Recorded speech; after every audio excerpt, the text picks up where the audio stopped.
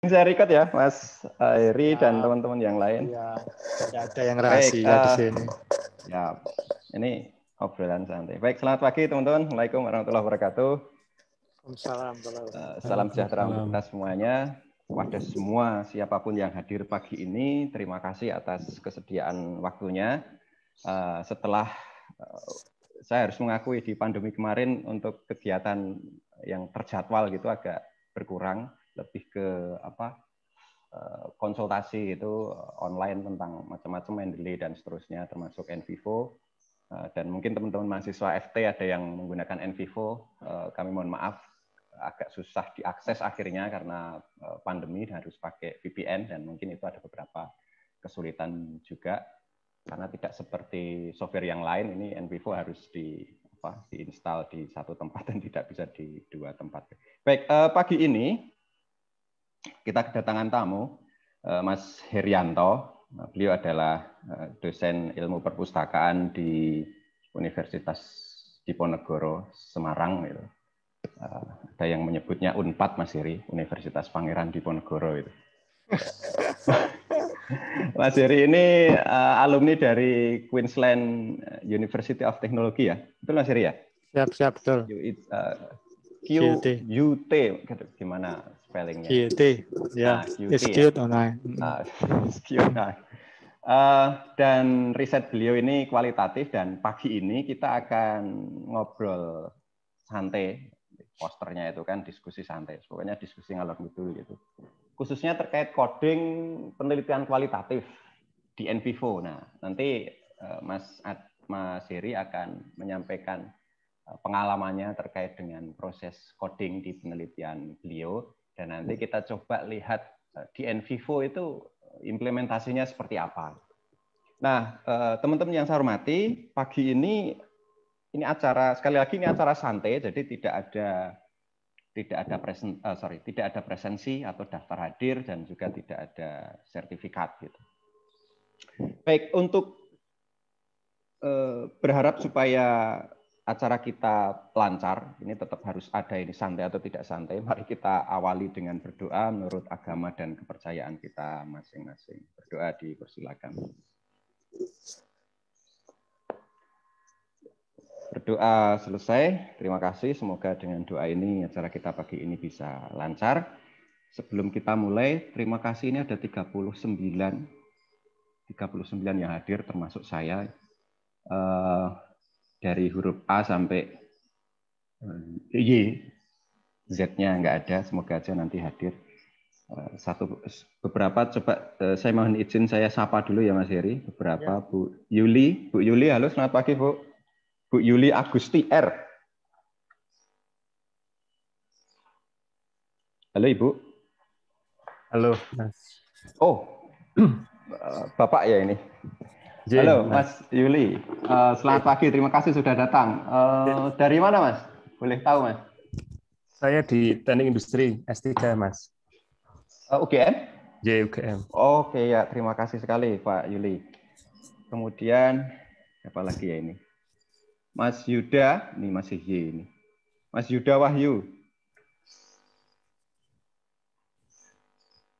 Oke, atau teman-teman yang dari luar UGM ada nggak ya? Halo? Boleh tahu misalnya. Saya, oh ini Pak. ada. Oh ada. Saya Pak. Dari ya, UNER Pak.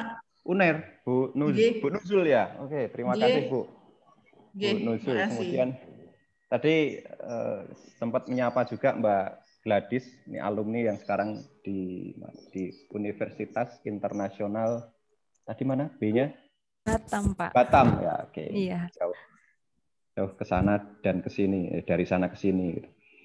Kemudian juga teman-teman yang lain, terima kasih atas kehadirannya di pagi ini.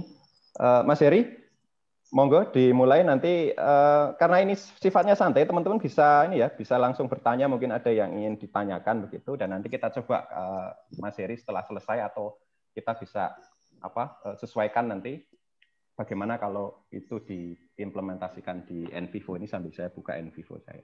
Monggo Mas Heri. Oke, siap Mas Pur. Assalamualaikum warahmatullahi wabarakatuh. Selamat pagi Bapak Ibu. dan juga teman-teman mahasiswa. Terima kasih juga ini Mas Pur ini ngajak sharing satu tema, yaitu tentang bagaimana menganalisis data kualitatif gitu ya. Khususnya dalam proses data kualitatif itu yaitu satu kegiatan yaitu coding. Nah, mengcoding. Seperti yang disampaikan Mas Pur tadi, nanti saya yang akan sharing pengalaman saya bagaimana waktu saya mengcoding hasil wawancara saya. Kalau saya memang secara manual, saya pernah cerita ke Mas Pur, saya melakukannya secara manual karena ini permintaan dulu supervisor saya, pembimbing saya. Nah, nanti ini ada Pak Adi, ada Pak Pur yang kompeten di NVivo. Nanti saya menunjukkan cara saya begini, menentukan code-nya atau codingnya, nanti bagaimana mengimplementasikannya di NVivo dengan Mas Pur dan Pak Adi. Maka saya pikir ini cocok ini kegiatannya. Karena saya sendiri sebenarnya karena sudah lupa, saya 2014 mulai studi saya itu. Saya mulai analisis itu tahun 2015. Jadi belajar NVivo-nya itu versi 11. Kalau nggak salah sekarang versi 12 ya, Mas Pur ya? Sudah ada di atas 12 ya, tapi udah ada ya malah ya. Nah itu, saya tak ini aja nggak apa-apa. Nah, saya izin share screen saya. Saya buat sedikit slide. Saya kalau nggak pakai slide ini bisa kemana-mana. Nah, jadi Bapak Ibu dan teman-teman, kita khusus hari ini saya akan sharing bagaimana membuat code.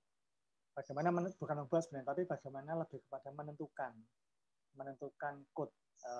Istilahnya kalau kita nyebutnya coding. Cuman kalau coding ini kadang-kadang bisa rancu dengan codingnya orang-orang programmer. Suaranya pelan, Mas Eri. Oh maaf. Gini? Halo, begini? Iya, bagus. Nah, sip, kayaknya harus dipegangin. Nah, coding di data kualitatif ini kadang-kadang agak rancu dengan codingnya di orang-orang programmer. Nah, ini berbeda codingnya. Kalau coding di sini kita lebih menentukan code terkait dengan potongan-potongan data yang kita miliki.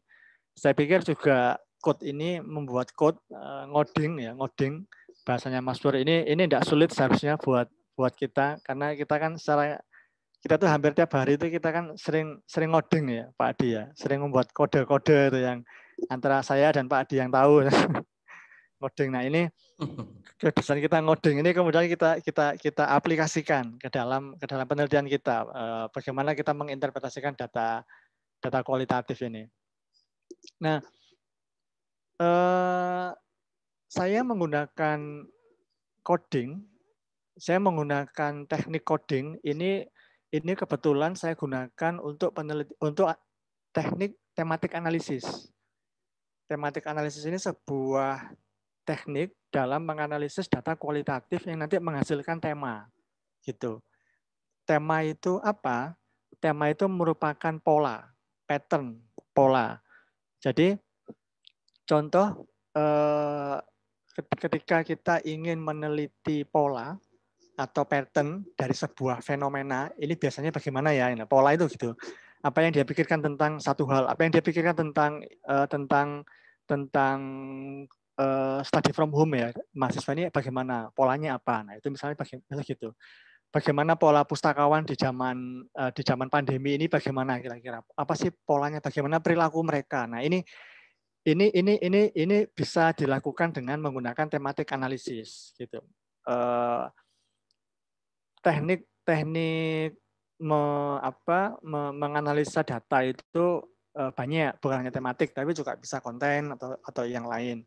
Nah, kebetulan saya waktu itu memilih tematik analisis, tetapi coding itu setahu saya itu sangat aplikatif untuk semua data kualitatif, gitu. Jadi entah tekniknya apapun, mau tematik, mau konten, atau grounded teori atau yang lain, itu pasti melibatkan coding.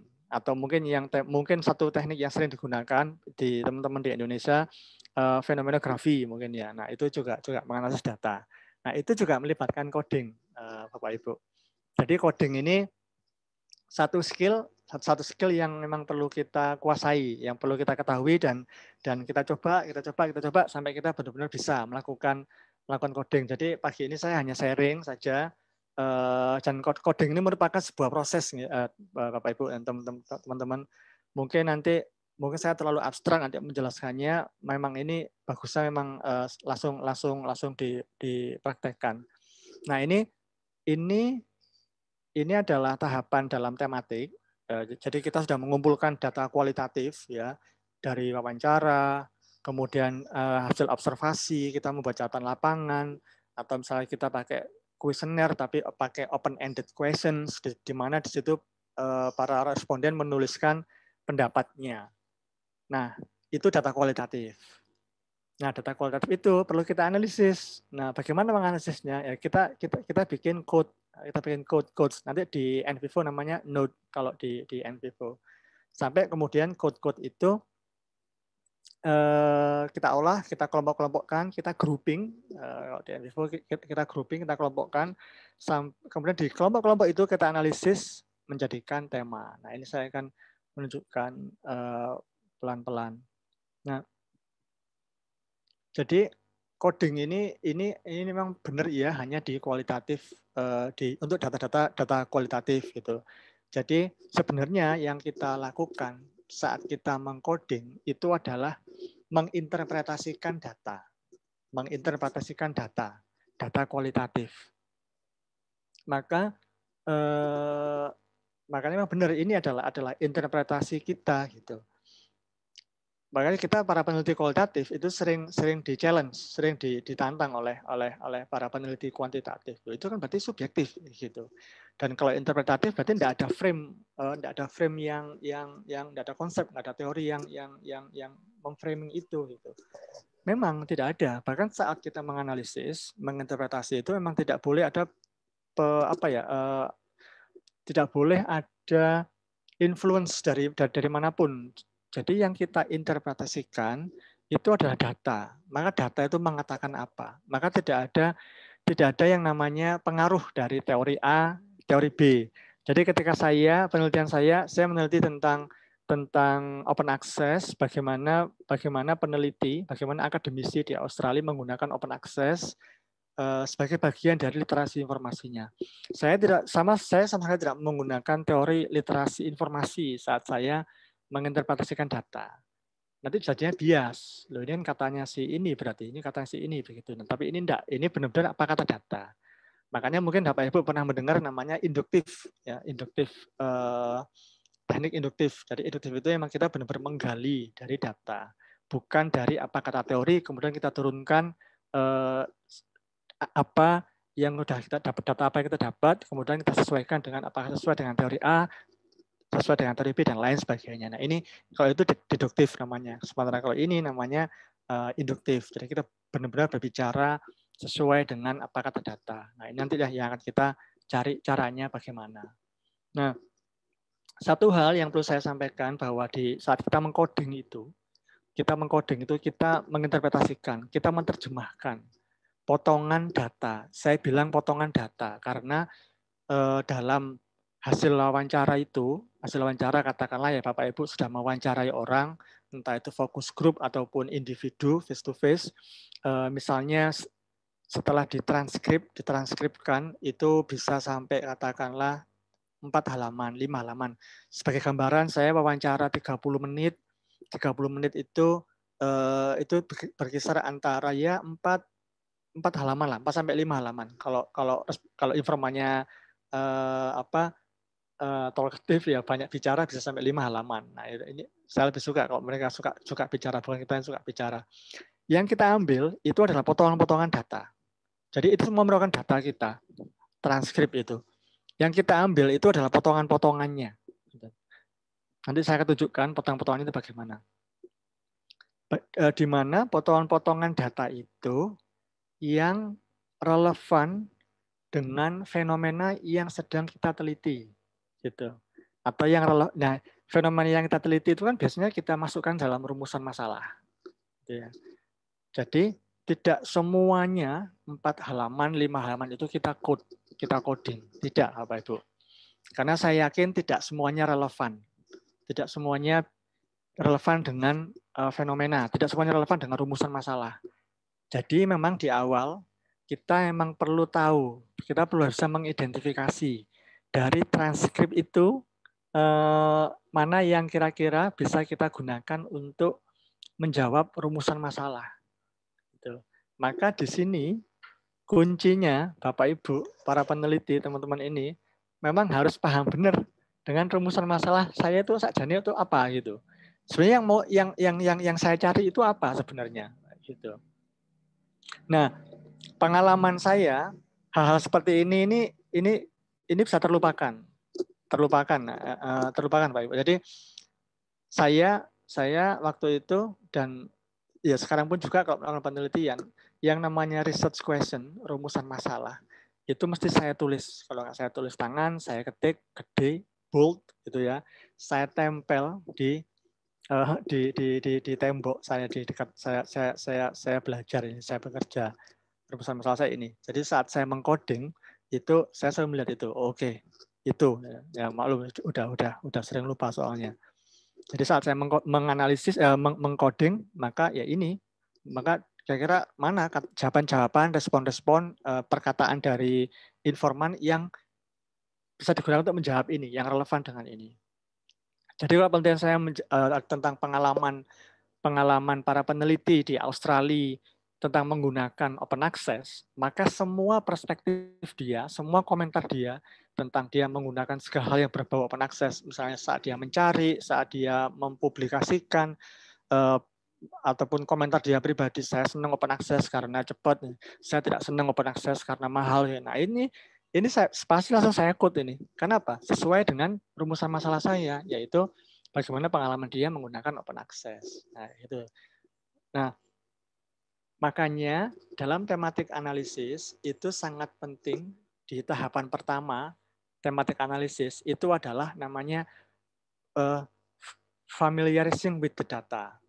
Jadi kita mencoba untuk familiar dengan hasil wawancara yang kita sudah peroleh, Bapak Ibu. Kita tidak bisa berasumsi, meskipun saya ini yang mewawancarai, saya mewawancarai semua informan saya sudah paham, saya sudah tahu apa yang mereka katakan. Tidak mungkin. Pasti ada hal yang kelewatan. Makanya itu memang transcribing itu perlu ada. Makanya familiasi dengan data itu kan tematik analisis itu kan yang dikenalkan oleh namanya Brown and Clark. Brown and Clark itu malah bilang minimal itu 2 kali Anda itu harus baca transkripnya. Minimal 2 harus baca. Saya pikir saya waktu itu juga ngapain harus 2 kali saya wawancara, sekali aja cukup. Saya baca sekali ternyata oke, menarik, ada beberapa hal yang ketemu yang sebenarnya saya enggak duga. Baca lagi. Nah, saat kita men-scanning transkrip itu, secara nggak langsung itu kita udah otomatis, ini ngomong ini nih, ini ngomong ini. Nah, ini lumayan, nanti ini kita udah nyicil mengcoding itu. Cuman memang belum kita masukkan dalam aplikasi atau dalam transkrip itu. Gitu. Nah, maka memang saya juga sangat merekomendasikan bahwa hasil wawancara itu, transkrip itu memang perlu untuk kita baca. Nah, sekarang ini, bagaimana caranya membuat code itu ya. Jadi code itu saat kita mengcode maka namanya kita mengcoding gitu. Saat kita mengcode itu code itu apa gitu. Bagaimana cara yang buat code? Code itu dalam analisis kualitatif itu bisa dalam bentuk kata, misalnya 1 kata atau 2 kata atau sebuah frase pendek yang menggambarkan atau yang mengilustrasikan ya, yang mengilustrasikan sebuah poin penting dari sebuah data, dari potongan data tadi. Jadi bisa 1 kata, 2 kata, atau ya itu namanya frase ya. Kalau sampai 2-3 kata itu, yang dia menunjukkan intinya dia itu ngomong ini loh, mengcoding. Ada yang bilang misalnya memberi label. Nah ini label. Nah, kita kan udah terbiasa nih melabeli. Melabeli, orang itu suka gini ya, misalnya gitu. Nah, ini melabeli. Tapi yang kita labeli di sini adalah data, gitu ya. Nah, memang ada beberapa strategi dalam menentukan code itu. Strategi yang banyak, yang sering digunakan itu adalah yang pertama adalah menggunakan namanya in vivo, bukan in vivo tapi in vivo. In vivo itu adalah kita menggunakan kata yang sama persis digunakan oleh informan. Jadi di situ dia ngomong apa, maka code-nya ya sama dengan kata itu. Kita menggunakan kata-kata si informan itu. Itu teknik pertama. Teknik kedua itu menggunakan kita mencoba menginterpretasikan dengan menggunakan kata-kata lain yang lebih interpretatif istilahnya. Di mana di sini kita bisa jadi tidak menggunakan kata-kata dia, kata-kata si informan, tetapi code ini menggambarkan sebenarnya maksudnya, maknanya dia itu ngomong apa itu ya ini gitu. Tapi tidak harus menggunakan kata-katanya dia. Nah, ini boleh. Apakah boleh digabung? Di teks yang ini halaman pertama saya menggunakan in vivo, saya menggunakan kata-katanya informan. Tentu yang kedua saya menggunakan yang lain, saya menggunakan kata-kata yang lain. Boleh, bisa. Di sini peneliti yaitu kita, analis ya, ini kita memiliki kewenangan dalam menentukan data yang kita coding. Kenapa ya? Memang kita yang melakukan pekerjaannya, kita yang menginterpretasi itu, Bapak Ibu. Makanya memang akhirnya peneliti itu saat meneliti sebuah fenomena, memang harus, ini pendapat saya pribadi ya, memang harus orang yang memang kompeten di bidang itu. Gitu.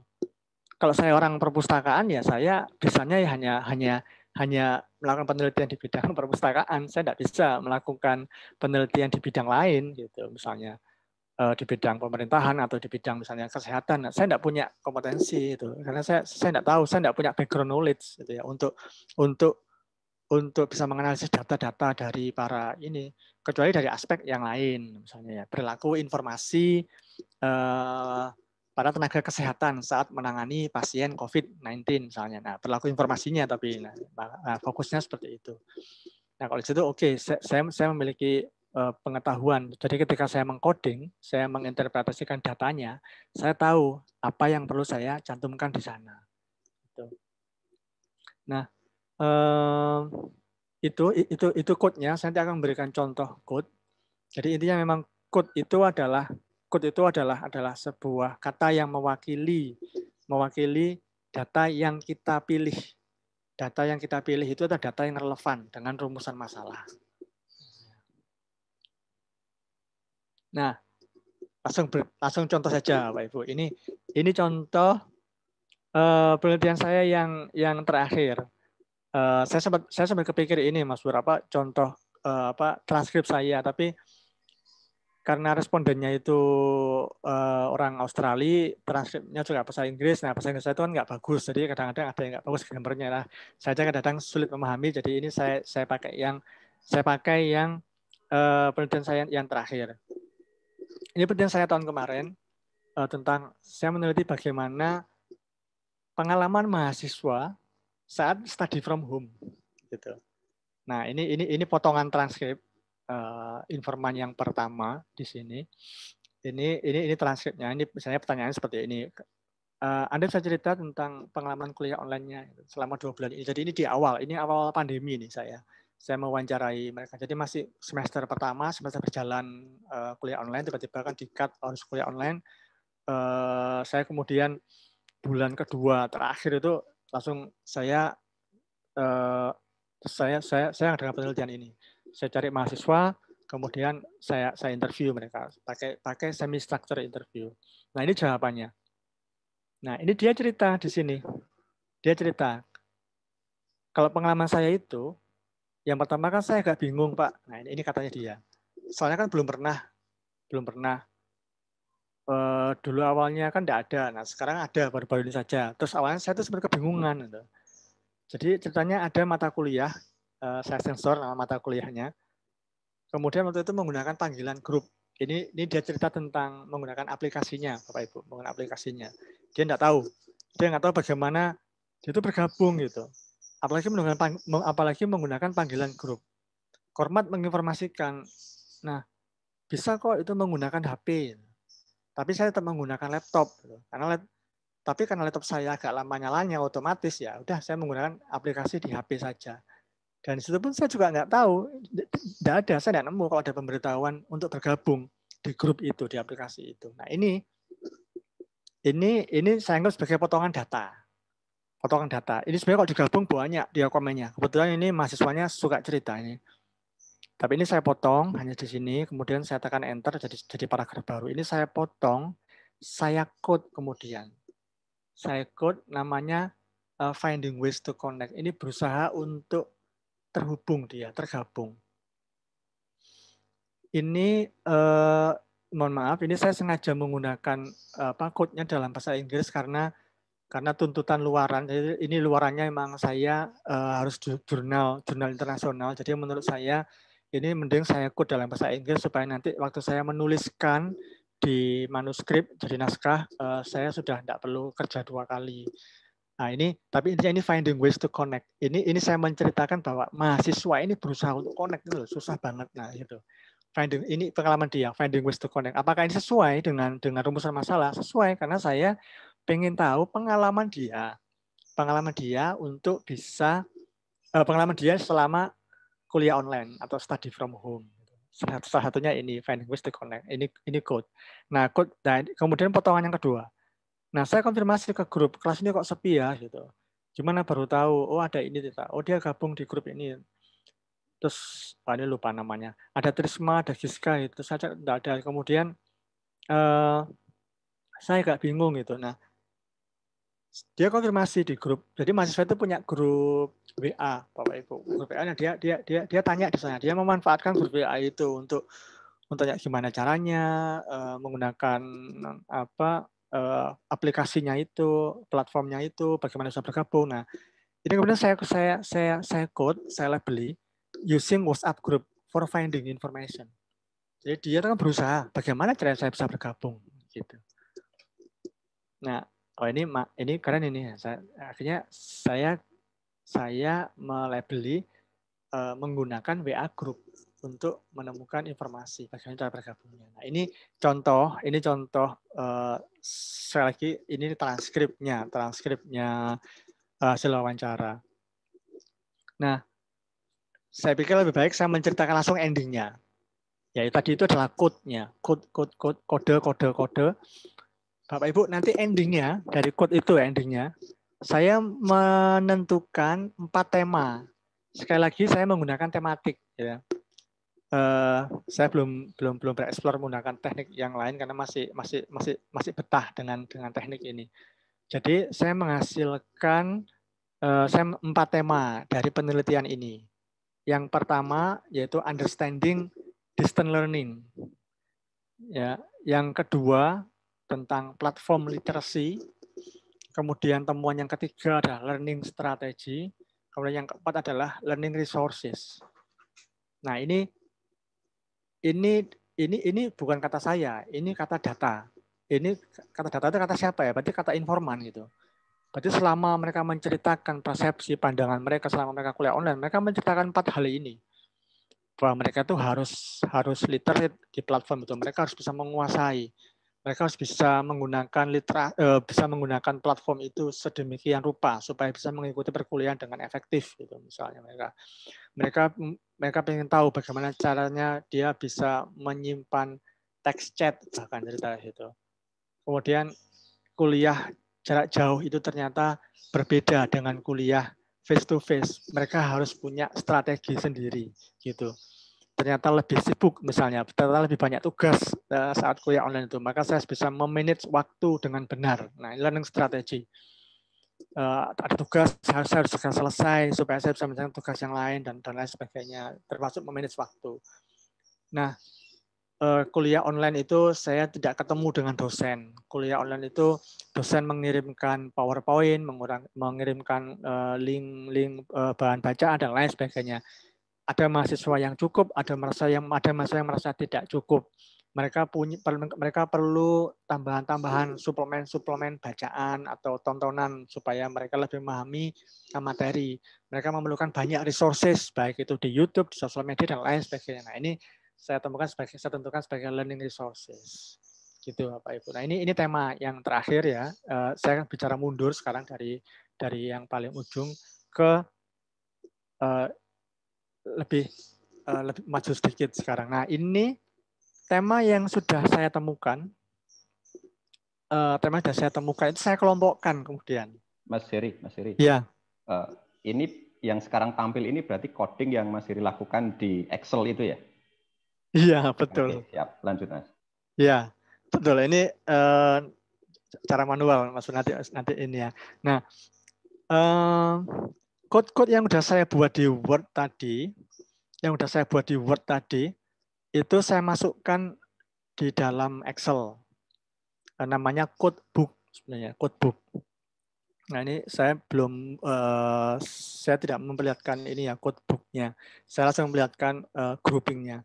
Jadi kayaknya ada deh. Oh ini, ya ini semua code. Ini semua code dari informan 1, informan 2, informan 3 dan lain sebagainya sampai informan saya punya kalau nggak 13 15 lupa saya. Nah, ini semua saya rangkum di sini di MS Word ini. Saya buat di MS Word dan di Excel. Kalau di Excel saya juga ngasih keterangan misalnya code yang pertama dari informan 1 resilient with technical problem. Jadi mereka bandel dengan technical problem. Mereka kekeh dengan mereka terus berusaha. Pokoknya aku harus bisa itu. Nah, ini kalau di Excel saya tulis resilient with technical problem di informan 1 di baris keberapa. Di baris keberapa itu maksudnya seperti ini, di baris ke 42 sampai 49. Satu Excel seperti itu. Fungsinya apa? Fungsinya nanti saat saya nulis di bagian hasil, finding ways to connect hasil, itu saat saya membutuhkan quote dari transkrip, saya tahu, oh ini informan 1 baris ke sekian. Itu fungsinya seperti itu fungsinya kalau secara manual. Jadi daripada nanti saat saya menulis, saya enggak tahu. Oke, ini misalnya resilient with technical problem, mahasiswa itu kekeh dengan masalah-masalah teknisnya. Saya kan perlu meyakinkan pembaca bahwa ini memang dari data gitu, bukan saya yang bilang. Tapi buktinya mana quote-nya. Nah itu saya akan kesulitan. Daripada saya buka satu-satu, mending langsung saya kasih keterangan. Ini baris kesekian dan kesekian. Nah ini semua quote-nya saya rekap di sini. Langkah berikutnya setelah code ini semuanya selesai, setelah saya mengcoding semua 15 transkrip, ini kita lihat lagi, terus kemudian saya grouping, Mas Bor. Saya kelompok-kelompokkan. Seperti ini. Ini sudah mawut, artinya ini bukan dari informan 1, informan 2, enggak, ini sudah nyampur ini. Nyampur, artinya ada yang bilang tentang keuntungan dari text chat. Gitu. Dia melihat oh ternyata text chat itu ada bagusnya gitu. Karena saat perkuliahan, karena ada dosen yang dia memodifikasi, dia hanya 15 menit pakai Meet, pakai virtual Meet, pakai video conference 15 menit. Karena Dodi memang aturannya 15 menit, Mas Bor, 15 menit, dan sisanya pakai teks. Nah ternyata mahasiswa itu terbantu dengan adanya text chat. Karena saat mereka mengerjakan tugas, mereka mereview materi kuliah, mereka bisa merujuk ke text chat. Gitu. Kemudian kelebihan lagi kuliah online itu adalah materi-materi itu terasip dengan baik. Selama ini tidak tahu saya di bagian pengajarnya ya, tapi dengan adanya menggunakan platform yang namanya slide, PPT, kemudian link video, terus bacaan, itu lebih terorganisasi dengan baik kayak gitu. Nah ini kemudian semuanya saya jadikan satu, nama kelompoknya adalah using the platform. Jadi mereka berusaha untuk menggunakan platform ini. Kemudian ini saya kelompok yang di sini yang tengah kolom D sama E ini masih bicara tentang mereka bicara assignment overload. Mereka bicara, waduh ini kuliah online tapi isinya tugas tok, itu tugas-tugas saja isinya. Kemudian mereka juga bilang less satisfying for online lecture. Saya tidak puas Pak dengan kuliah online itu pokoknya tidak puas itu. mereka lebih suka classroom CL daripada online. Saya tuh lebih suka classroom gitu ya. Kemudian RL, ya ini boring ya, boring dibandingkan dengan classroom. Macam-macam dia bilangnya. Dia bilangnya macam-macam. Saya melihat ini stres berarti. Nah ini, tapi dia juga punya cara bagaimana dia berusaha mengatasi stresnya. Ini saya kasih how to cope stress. Nah ini yang bicara tentang lectures and resources. Dia bicara bagaimana perkuliahan. Ternyata tidak semua mahasiswa merasa termotivasi. Ini ada yang bilang misalnya dia unmotivated. Dia untuk confirming lecture. Jadi saat kuliah itu ada mahasiswa yang saya tidak paham, tapi biarlah tidak apa-apa itu. Kalau saya tanya, loh kenapa kok tidak tanya? Ya segen aja Pak, nanti kelihatan saya sendiri yang misalnya kurang paham tuh. Misalnya gitu macam-macam. Terus ada yang bicara tentang punctuality, tentang kedisiplinan dosen. Itu ada dosen yang meskipun online tapi juga masih suka telat, nah misalnya kayak gitu, terlambat memulai kuliahnya. Macam-macam mereka. Nah ini saya grouping kasih nama lectures and resources karena mereka ternyata juga menggunakan YouTube. Dosen ternyata ada yang menggunakan YouTube, kemudian juga menggunakan materi-materi tambahan secara online. Nah ini code-code-nya di sini, kemudian saya grouping. Penentuan nama kelompok itu berbeda dengan penentuan nama code. Kalau nama code, penentuan kode itu memang spesifik sesuai dengan apa yang disampaikan oleh informan.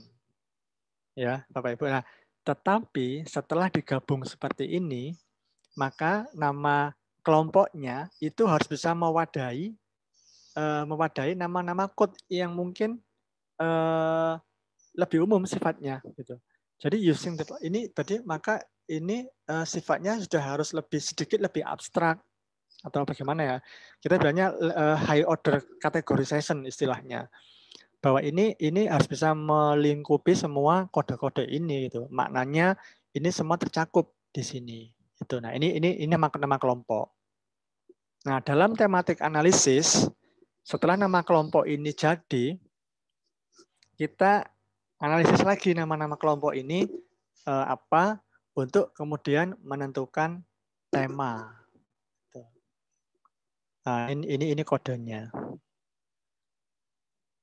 Nah, kira-kira begitu dulu Mas Bro, mungkin jangan panjang-panjang itu sebentar. Nah, ini kalau misalnya pengen tahu secara langsung ini adalah transkrip saya. Jadi transkrip wawancara, informan 1, rumusan masalahnya saya tulis di sini. Ini panduan saya saat saya nanti menentukan code di sini. Nah ini di sini kelihatan Bapak Ibu tidak semuanya saya ambil karena yang di awal-awal ini lebih kepada saya kayak ngajak ngobrol informal supaya mahasiswa itu tidak takut bilang apa adanya gitu, karena kadang meskipun bukan dengan mahasiswa, dengan informan yang lain pun itu yang namanya wawancara dengan kalau udah kenal sih enak Bapak Ibu ya, tapi kalau misalnya orang baru itu kan tetap ada barrier ya, orang itu masih agak pekeuh mau ngomong yang apa adanya. Padahal kita para peneliti itu perlu si informan ini ngomong apa adanya. Maka di awal ini biasanya kita hanya ngomong basa-basi supaya dia itu nyaman dengan kita gitu. Nyaman dengan kita dan dia percaya sama kita, intinya itu. Nah, setelah kita ajak ngobrol gini, nah kemudian baru langsung menuju ke permasalahan. Nah, ini tadi baru baris ke-40. Itu. Nah, ini yang saya lakukan. Seeing the benefit of text. Nah, ini tadi saya bilang bahwa ada mahasiswa yang bilang dia suka dengan kuliah online karena ternyata dia bisa memanfaatkan text chat itu. Kalau enaknya itu menurut saya misalkan ada sesi tanya jawab, nah, si A tanya ke dosen B, misalkan langsung diketik gitu kan Pak. Jadi kalau misalkan saya lupa penjelasan sehabis kuliah, nah saya bisa, oh tadi si ini tanya apa ya, jadi saya nggak lupa lagi Pak, bisa saya baca ulang gitu. Nah kayak gitulah macam. Nah ini yang lucu ini misalnya. Antisipasi kejadian kayak pertama kali saya nggak bisa gabung di grup. Nah, dia cerita ternyata emang model perkuliahan itu menentukan dia menggunakan laptop atau dia menggunakan handphone. Cerita. Terus yang juga penting bahwa terkadang kita memang tidak harus mengkut potongan-potongan perjawaban. Saya kalau nggak salah ada yang langsung saya quote itu jumlahnya banyak potongannya. Sebentar, nah ini kalau nggak salah banyak ini. Ini saya kesulitan ini ngomong apa nah ini ya.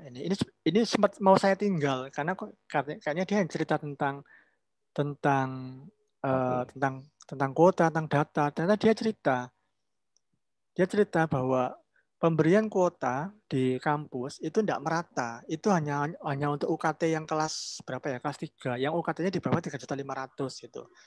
Dia cerita, seharusnya kan tidak seperti itu. Harusnya semua mahasiswa itu dikasih bantuan kuota. Sekali lagi ini masih awal-awal pandemi, memang belum ada bantuan seperti sekarang yang semua dikasih. Itu. Dulu dosen pun juga tidak dikasih, jadi ya harus kita usaha sendiri. Nah, ini dia cerita, saya baca, oke. Ternyata dia, nah mahasiswa saya, informan ini dia tidak ada masalah dengan kuota sebenarnya, karena dia menggunakan sama orang tuanya dia dilanggankan koneksi wifi di rumah itu. Koneksi wifi di rumah. Saya tidak bilang judulnya nanti promosi. Nah, jadi dia nggak masalah dia dapat atau tidak kuota. Cuman dia merasa bahwa teman-temannya itu kesulitan, apalagi yang di luar sana. Nah ini akhirnya saya berikan kode di sini, dia ini memperkuat pertemanan. Ini tightening friendshipness. Jadi dia merasa tergugah ininya pertemanan, persaudaraan antar teman tuh. Dia merasa bersimpati itu dengan temannya. Ini akhirnya oke, ini saya quote dulu, entah nanti kepake atau enggak, pokoknya yang kayaknya relevan ini saya quote. Nah ini kelihatan Bapak Ibu ini banyak, jadi tidak harus hanya sepotong-sepotong, tapi ini juga ada kalanya gini grup. Nah ini grup kayak gini banyak sampai terakhir. Nah ini less satisfying. Nah itu ini contoh saya.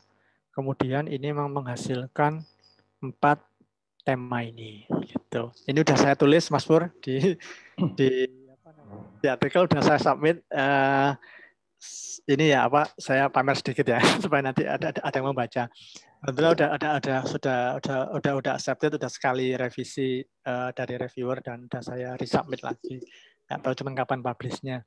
Begitu mungkin Mas Pur, kita ngobrol aja kalau misalnya ada yang perlu ditanyakan. Oke, baik. Terima kasih Mas Heri.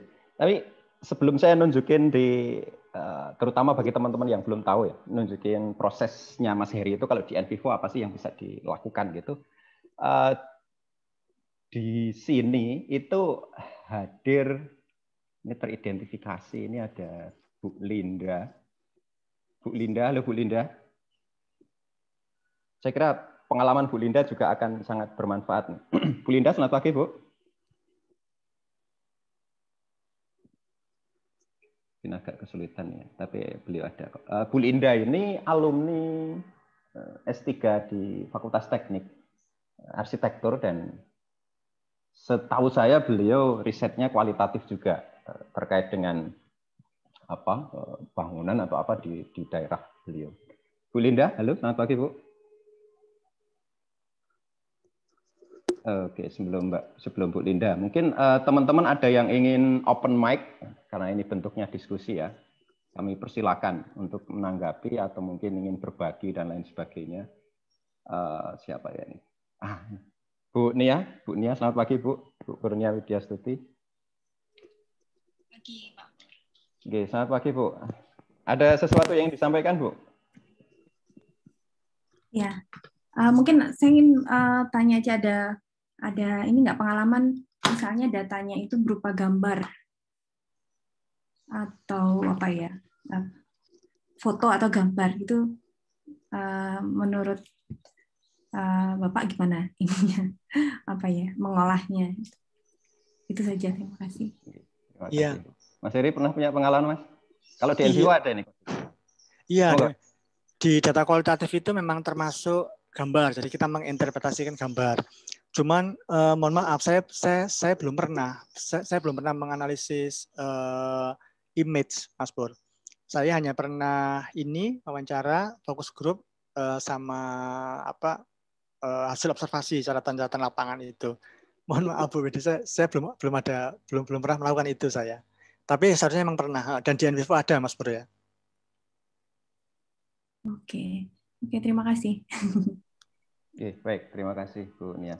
Teman-teman yang lain, ada yang ingin open mic? Monggo, silakan. Mohon izin bertanya, Pak. Halo, siapa ya? Mohon izin Oh, Pak bertanya. Koko. Monggo, Pak Koko, silakan. Ya, ini saya baru mengenal NVivo, ini tertarik sekali. Hanya saja yang pertama, mungkin tidak terkait NVivo. Pada saat mentranskrip tadi, Pak Heri menayangkan hasil transkripnya, ya. Apakah itu diolah juga pakai NVivo? Artinya dari suara kemudian bisa menjadi tulisan. Yang kedua, untuk penggunaan setelah menjadi tulisan, bagaimana pengolahan pengkodeannya dalam NVivo itu sendiri? Karena mohon maaf, saya software aja belum tahu seperti apa, masih awam sekali. Terima kasih. Baik, atau mungkin gini Mas Heri, saya tunjukin dulu sebentar NVivo ya, supaya teman-teman ada gambaran gitu ya. Siap. Oke, saya mohon izin ya teman-teman. Baik, sebentar.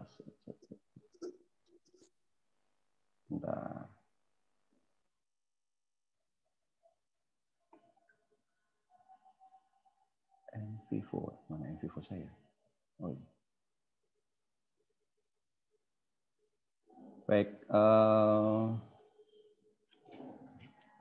sebelum masuk ke NVivo, sekilas gitu, ini adalah contoh dataset hasil wawancara itu yang ada di contohnya NVivo. Jadi biasa kan setiap software biasanya ada data contoh untuk latihan gitu. Nah ini saya unduh. Nah kemudian saya lihat, dan ini mungkin akan jadi catatan bagi teman-teman yang melakukan transkrip wawancara. Jadi contoh di NVivo ini, cara transkripnya itu begini. Jadi ini ada question 1, connection to down east gini. Kemudian ini ada wawancara peneliti, kemudian ini ada informannya. Nah, transkrip ini dibuat di MS Word. Yang perlu diperhatikan adalah si NVivo itu memberi contoh bahwa setiap bagian itu diberi heading. Misalnya ini question 1, ini diberi heading. Sebentar, ini heading berapa ya? Ini heading berapa ini? Oh, heading 1. Jadi ini ada heading 1. Kemudian yang ini mungkin akan beda lagi ini. Sebentar. Ini normal. Nah, ini normal. Terus gitu. Jadi nanti setiap question itu diberi heading 1, entah question 1, question 2, dan seterusnya. Nah, setelah saya lihat, itu ternyata itu punya fungsi. Fungsinya apa? Terkait NVivo, di NVivo itu punya fitur namanya automatic coding. Automatic coding yang memungkinkan si NVivo itu membaca heading di transkrip, dan si NVivo ini bisa mengelompokkan. Jadi kalau heading question 1 ini diberi heading 1, nanti semua question 1 itu akan terkelompokkan di NVivo, sehingga kita tidak kesulitan untuk nyari question 1 dan jawabannya. Nah, ini mungkin akan, saya kira jadi catatan bagi teman-teman yang belum melakukan penelitian, yang belum melakukan transkrip. Gitu. Berdasar contoh di NVivo, transkrip itu dibuat strukturnya seperti ini, ada headingnya, tidak sekedar ditulis apa adanya. Ini pertama. Kemudian yang kedua, ini NVivo. Nah, di NVivo itu ada fitur atau layanan transkrip, Pak Koko, tapi itu berbayar. Saya lupa letaknya di mana. Sebentar. Share. Ada di atas ini. Saya lupa letaknya di mana, tapi ada fitur transkrip. Nah, tapi sebelum sampai sana, jadi tadi Mas Heri menyampaikan contoh transkrip ya. Anggap saja ini contoh transkripnya. Ini contoh transkrip. Jadi transkrip ini bisa di NVivo bisa dikelompokkan. File wawancara. Nanti kalau ada file lagi gambar gitu, kita bisa buat di sini gambar. Dan gambar itu diupload di sini dan bisa dikoding. Jadi prinsipnya gambar juga bisa dikoding di NVivo. Termasuk suara dalam audio visual itu bisa dikoding di sini. Nah, sebelum sampai ke gambar dan audio visual, saya tunjukkan yang teks saja dulu. Nah, ini teks wawancara. Saya double klik yang sudah saya upload. Nah, hasilnya seperti ini. Jadi yang terlihat yang ada di MS Word itu, ini akan muncul di sini. Sama persis. Tapi ini berdasar informasi dan saya cek gitu, yang dibuka di sini itu bukan MS Word yang tadi di-upload. Jadi filenya bukan file yang sama, tetapi file duplikasi dari file yang di-upload tadi. Nah, sehingga file NVivo ini, file NVP ini nanti akan besar. Kalau misalnya ada rekaman dan seterusnya, itu akan besar. Oke, ini wawancara. Kemudian gambar itu juga bisa diimport. Oke, saya tunjukkan misalnya ini gambar.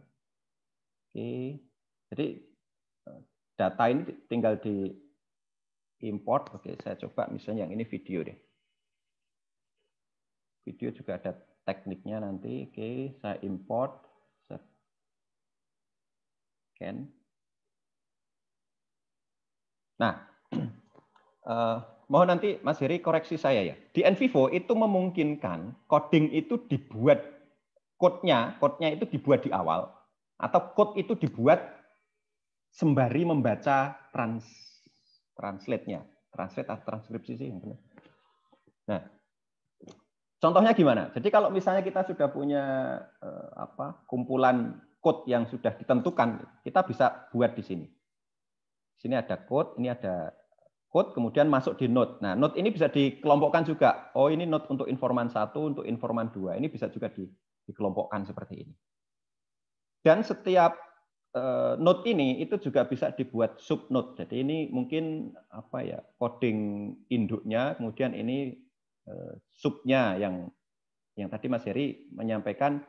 Ini coding, kemudian ada tema atau yang melingkupi coding itu. Gitu. Nah, ini bisa juga dibuat seperti ini. Nah, caranya gimana? Oke, wawancara dulu ya. Wawancara. Nah, tadi Mas Heri mengatakan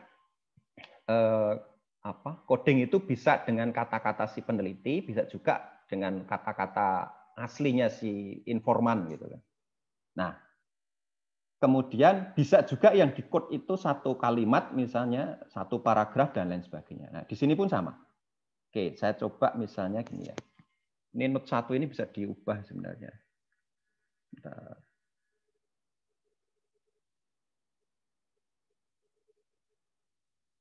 Ubah. Sudah. Saya buat dulu. Sorry. Oh, saya pakai note 1, note 2 aja dulu ya. Jadi gini, cara codingnya gini. Kita bisa siapkan di sebelah kiri ini, itu node aktifnya. Misalnya ini adalah informan 1, maka di sini saya buka code yang sudah saya buat untuk informan 1. Kemudian sama seperti yang Mas Heri lakukan tadi, dibaca, oh ini masuk node 1 ini kategorinya. Ini harusnya kategori ya, kata kunci atau frase dan lain sebagainya tadi.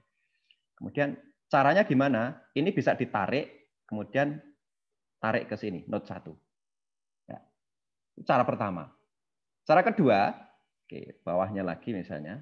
Ini saya blok, oke. Misalnya ini, wah ini menarik ini kayaknya masuk code 2. Cara satu kan tadi ditarik. Cara kedua ini klik kanan, kemudian di sini ada code. Ya, nah di sini tinggal dipilih. Node 2 ini. Oke.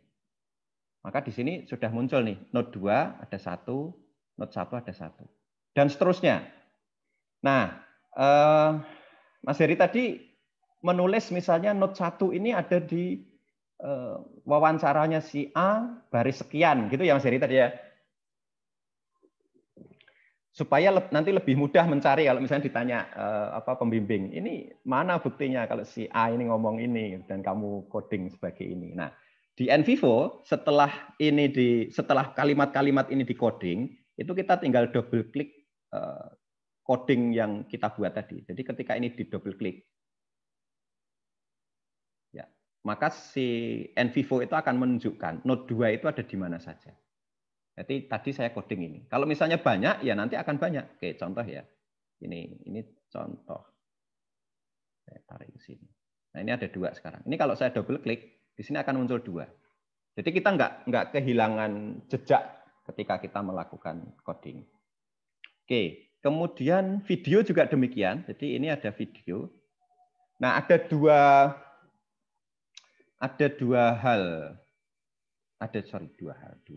cara ya. Dua cara. Satu, video ini langsung ditranskrip baru kemudian di-coding, atau kalau misalnya video itu punya, nah kemarin ngobrol juga nih di grup perpustakaan Mas Heri, perpustakaan FT.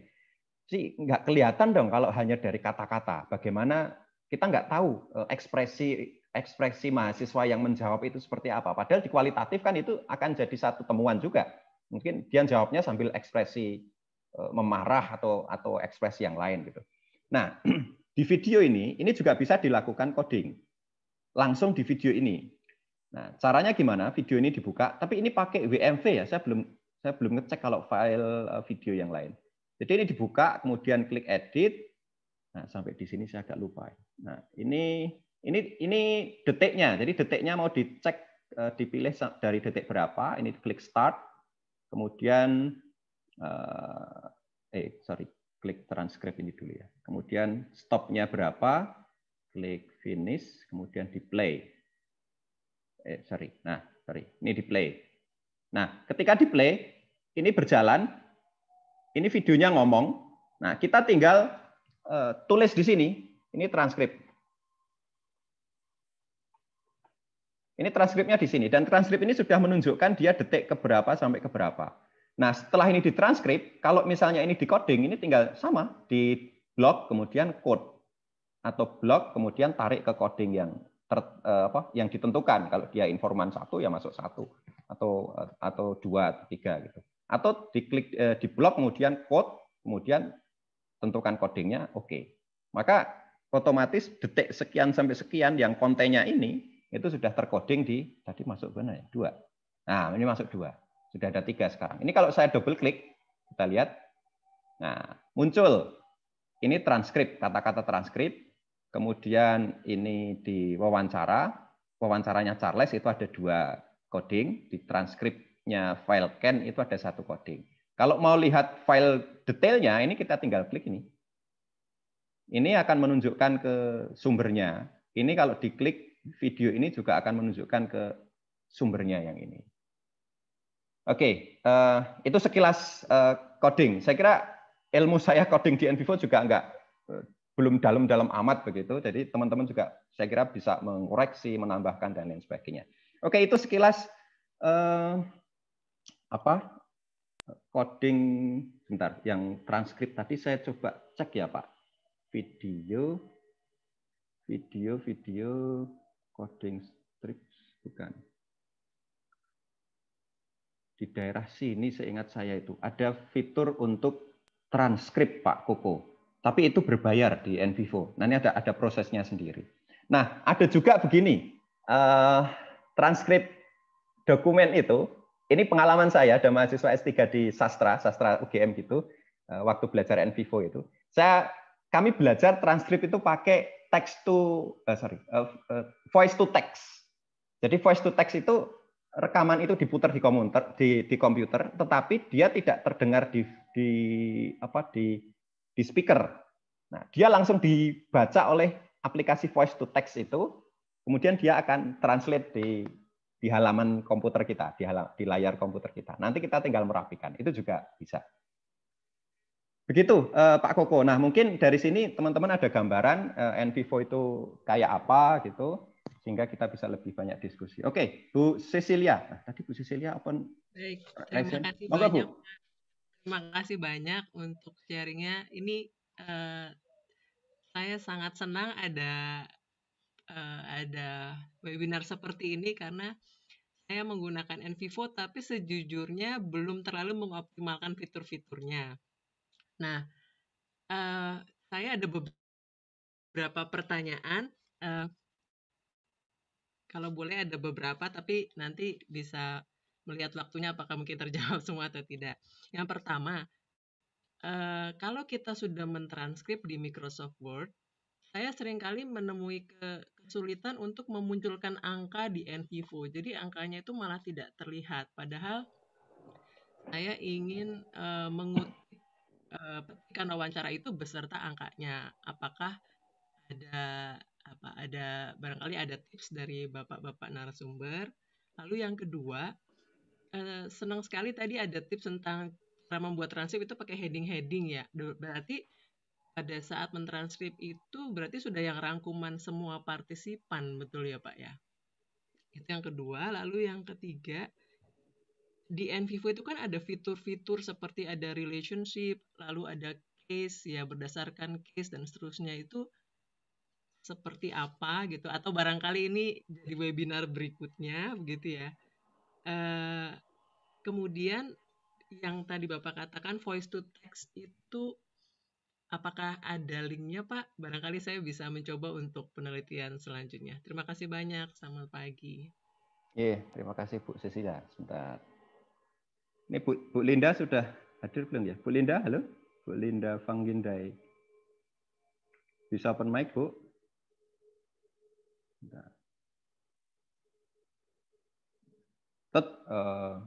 Oke, ini Pak Haryono, monggo. Sebelum mengeksplor untuk pertanyaan Bu Cecilia, ini ada Pak Haryono dan Bu Linda juga raise hand. Pak Haryono dulu ya, Bu Linda nggih. Monggo Pak Haryono. Nggih, terima kasih Pak. Assalamualaikum. Saya mahasiswa dari Fakultas Ekonomi, Pak. Saya menggunakan metode kualitatif dengan pendekatan studi kasus. Di studi kasus saya itu menggunakan data wawancara dan data dokumen. Nah, halo Pak? Ya, halo. Halo, bisa didengar ya Pak? Bisa, jelas Pak. Oke, Pak. Jadi saya melakukan coding untuk hasil wawancara dan dokumen. Karena saya baru, saya belum. Halo? Iya, halo.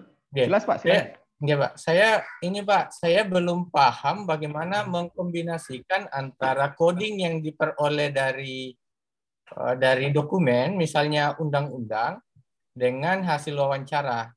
Oke, Pak. Terima kasih. Itu aja, Pak. Oke, siap.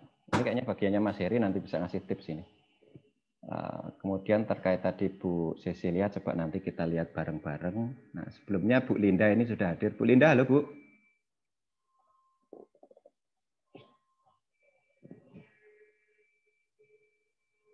Bu Linda.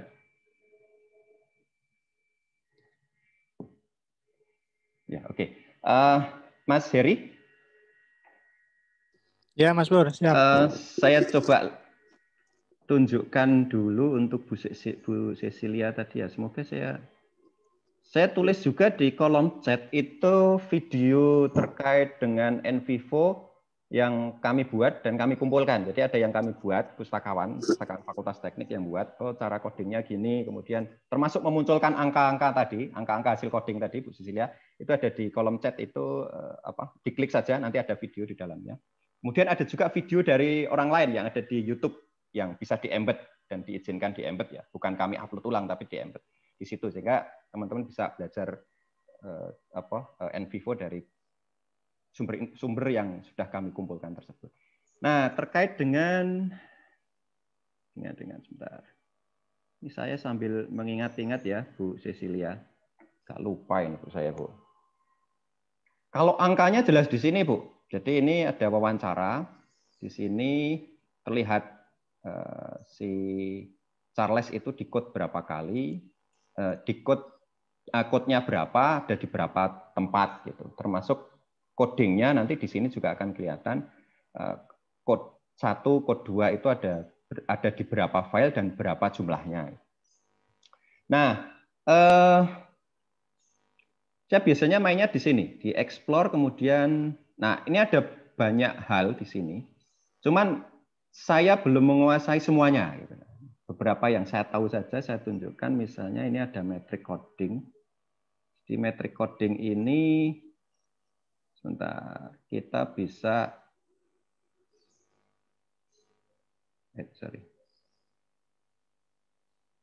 ini kita bisa membandingkan,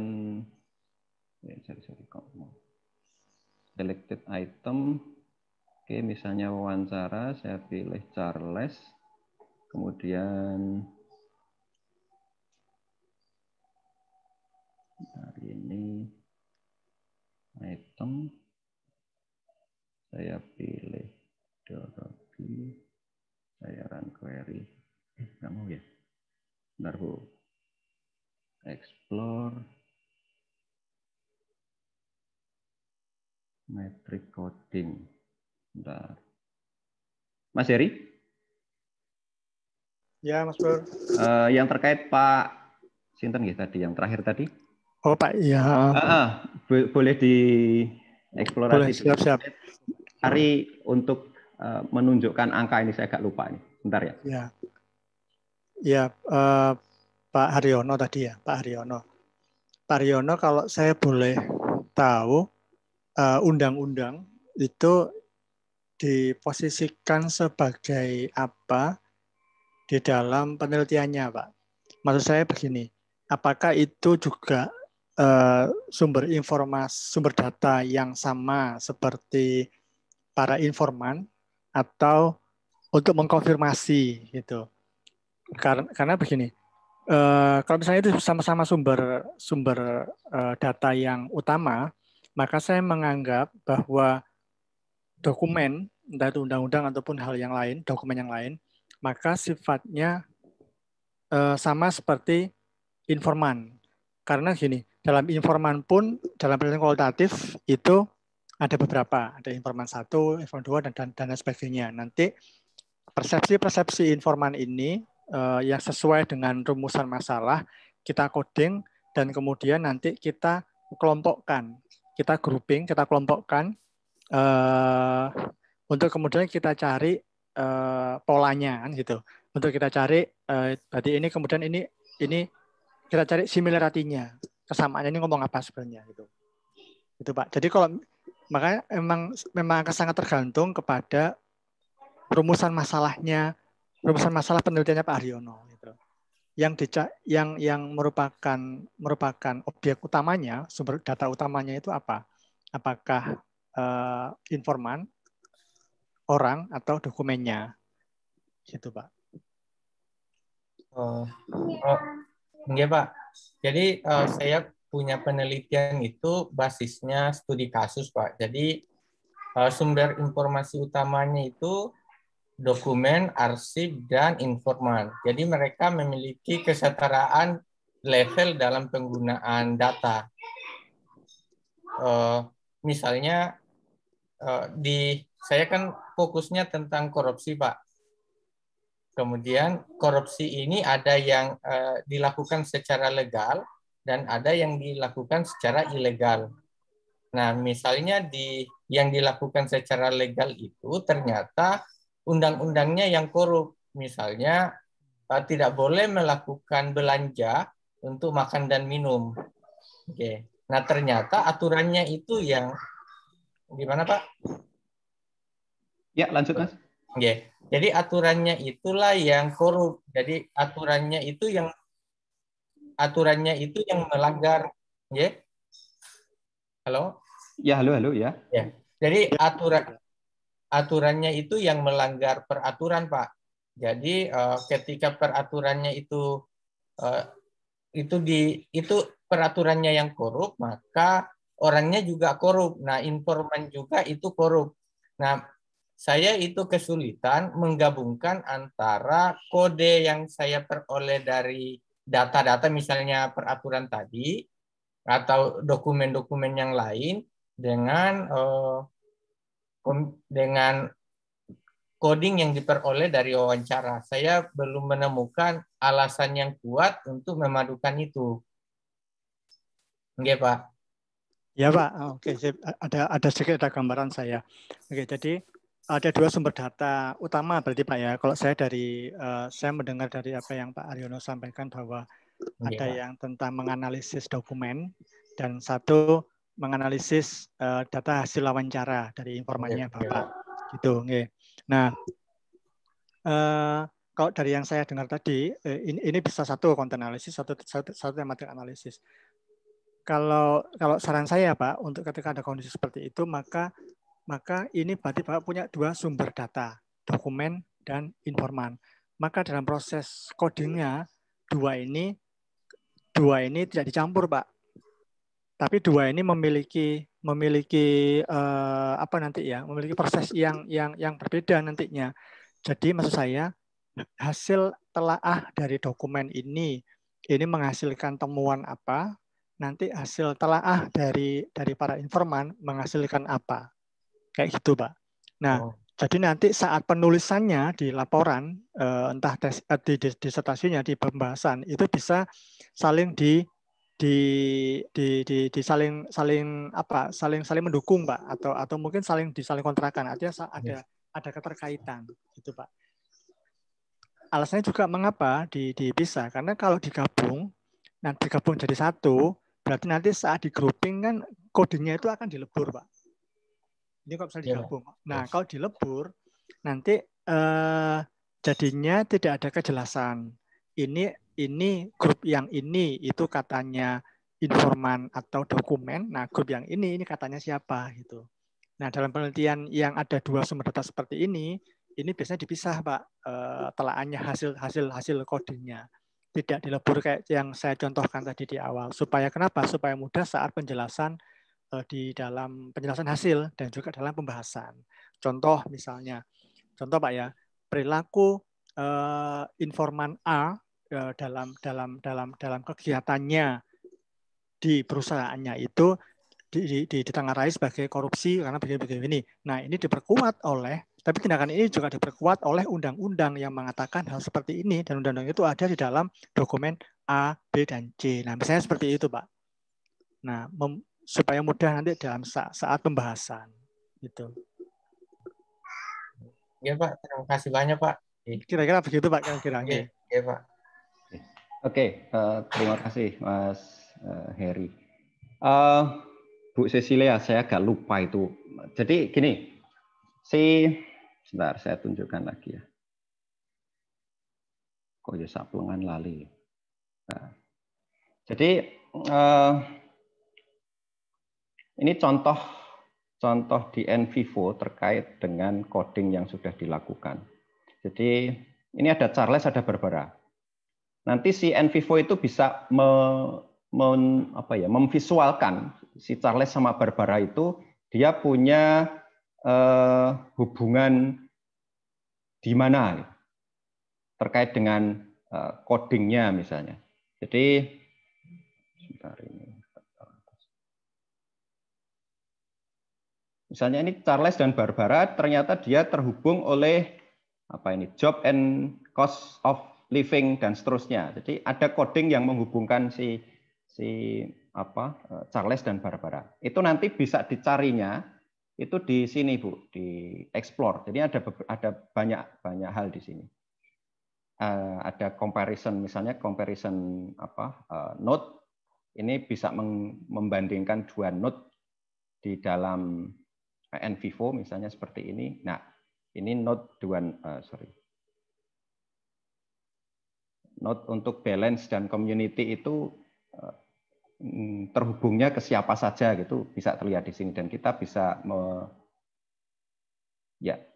mengganti hubungannya itu lewat sini. Misalnya hanya lewat codingnya saja, maka di sini akan terlihat. Kemudian cases and classification ini dipakai untuk ini Bu. Jadi misal gini, interview ini dilakukan dengan Margaret, dengan Robert, dengan Susan dan seterusnya. Mereka kan akan menjawab pertanyaan dari si pewawancara. Nah, jawaban itu ketika di-coding bisa jadi sama dengan, misalnya Margaret itu ternyata ketika ditanya X itu jawabannya ini, sama seperti Robert. Tetapi Margaret dan Robert ini dua orang yang beda sebenarnya. Margaret itu perempuan, Robert itu laki-laki. Dan mungkin nanti ada informan perempuan yang lain, ada informan laki-laki yang lain, dan mungkin nanti juga informan itu berasal dari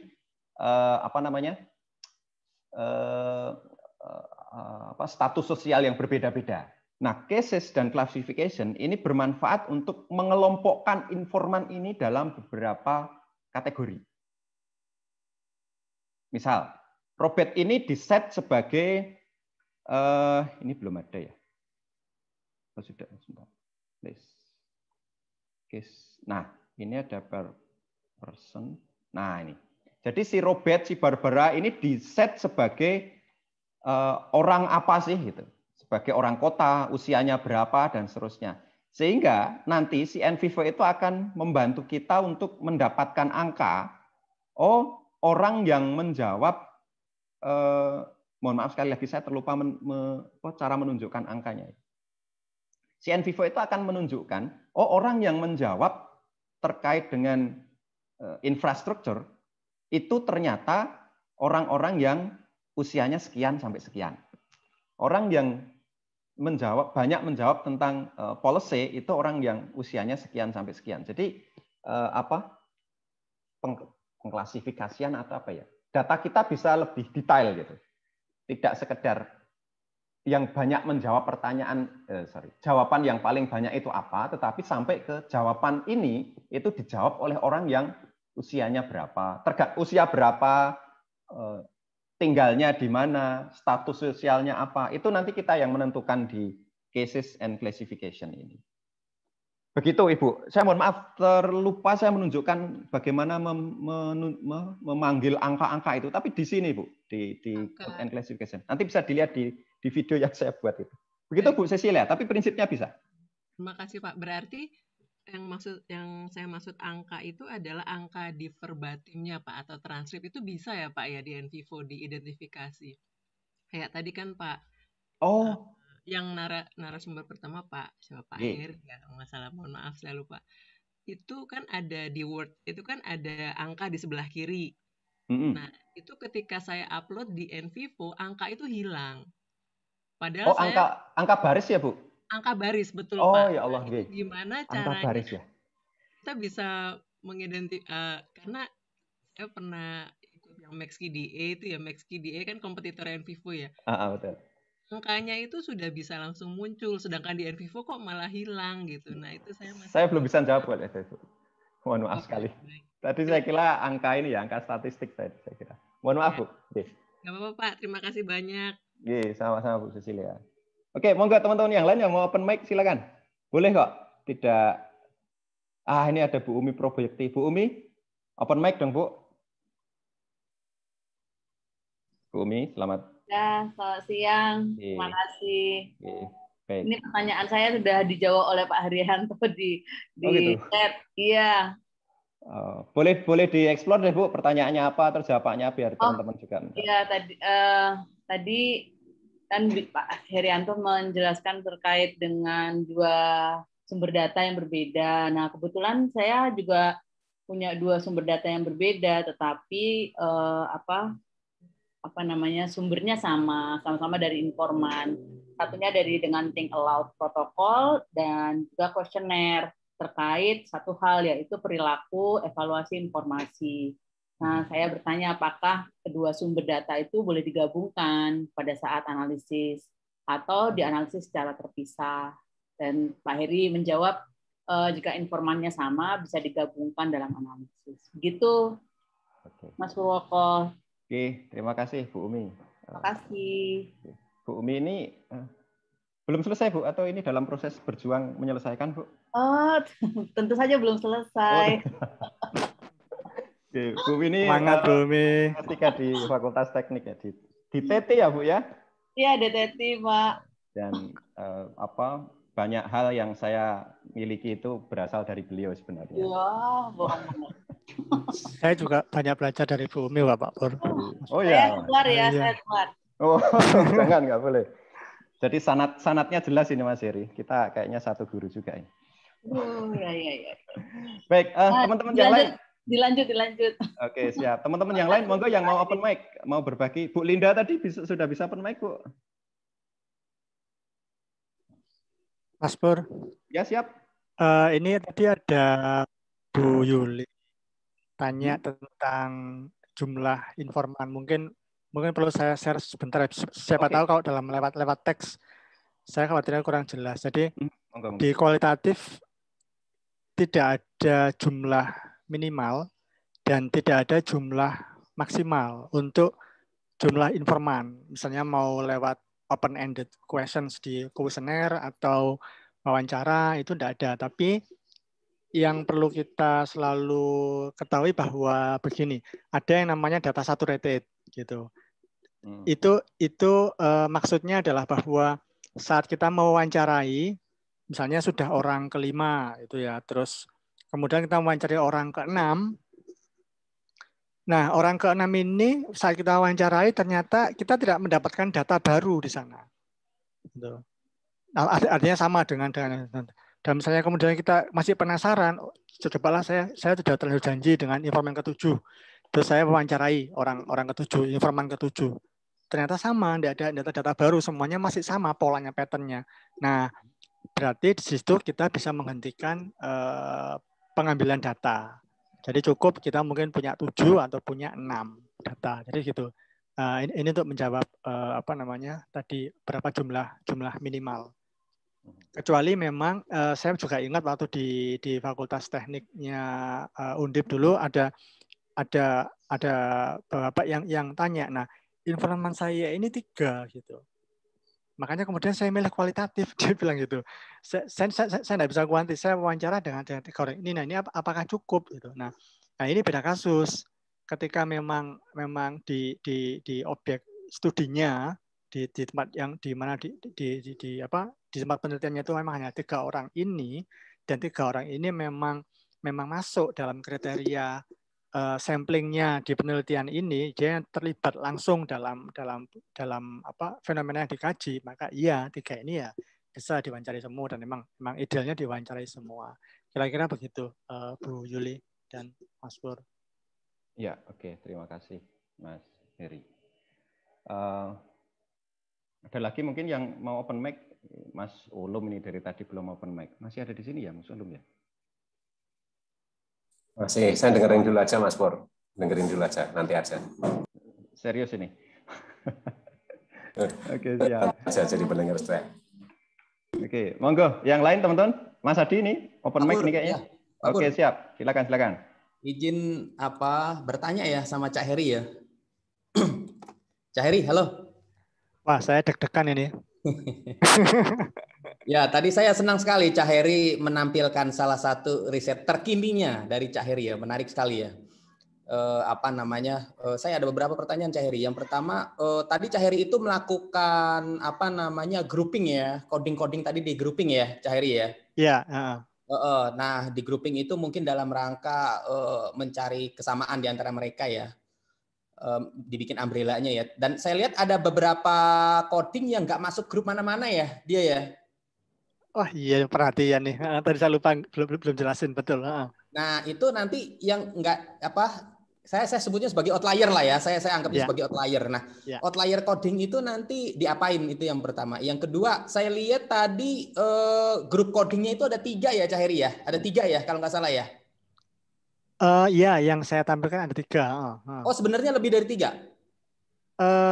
Ada, kalau tidak salah itu ada 5 saya. Oh, gitu. Ada 5 grup coding.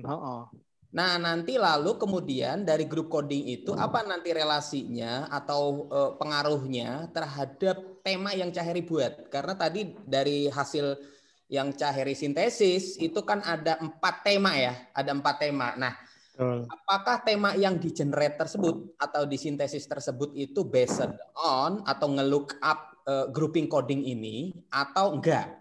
Ngelihat coding-coding yang individualis tadi itu yang pertama. Yang kedua, Cak Heri, pertanyaan saya adalah karena ini Cak Heri adalah sebagai prinsipal dari, ya saya kira Cak Heri prinsipal ya dalam penelitian tadi itu. Di atas Cak Heri pasti nggak ada lagi, berarti Cak Heri masternya. Pertanyaan saya adalah bagaimana Cak Heri melakukan triangulasi atas grouping coding dan tema yang disintesis tadi. Kira-kira Cak Heri melakukannya metodenya gimana melakukan triangulasinya? Itu dulu Cak Heri, monggo. Makasih. Oke, mantap ini. Oke, lanjut, ini harusnya sebelum submit saya kirim ke Pak Adi dulu untuk direview. Oke, yang pertama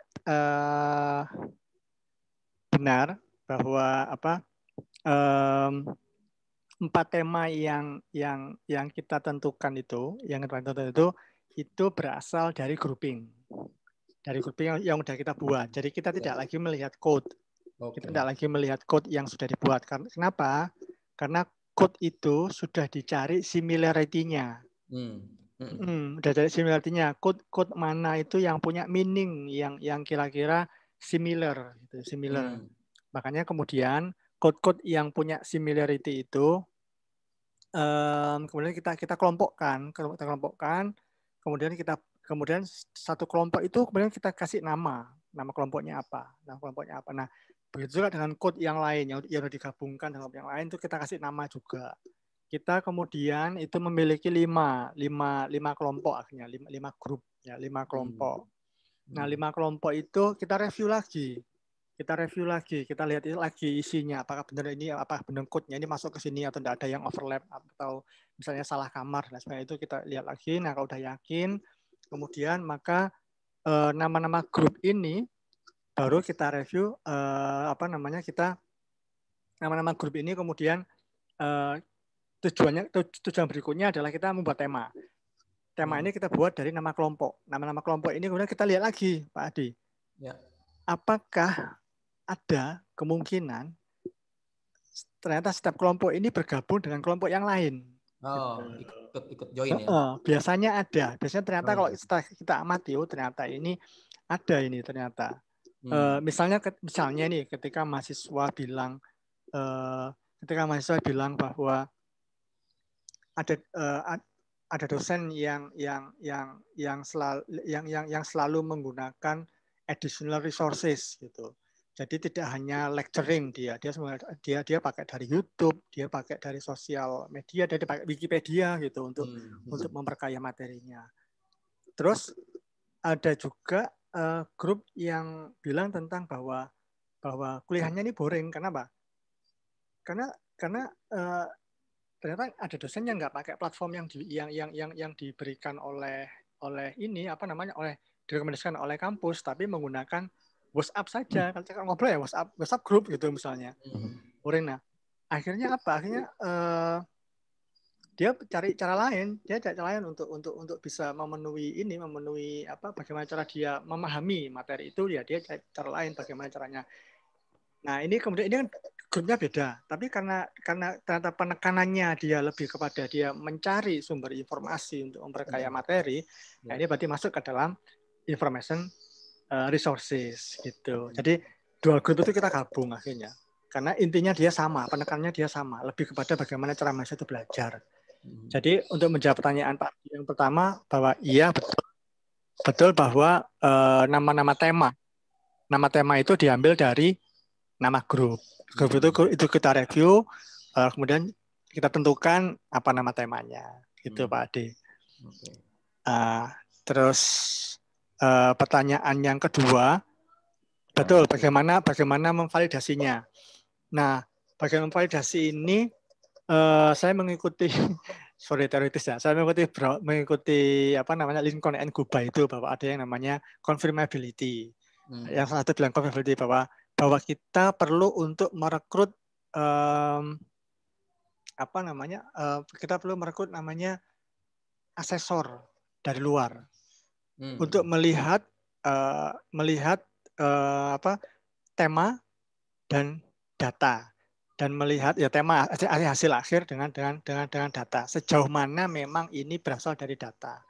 Masalahnya karena ini adalah penelitian tim kecil, kita tidak bisa bayar untuk orang luar sebagai asesor di sini, maka yang saya jadikan asesor adalah tim kita sendiri. Jadi memang kita dalam kelompok ini berbagi. Jadi misalnya ada yang mengumpulkan data, ada yang menganalisis, dan ini. Nah, setiap tahapan saya menganalisis ini saya sharingkan kemudian dengan dua orang anggota.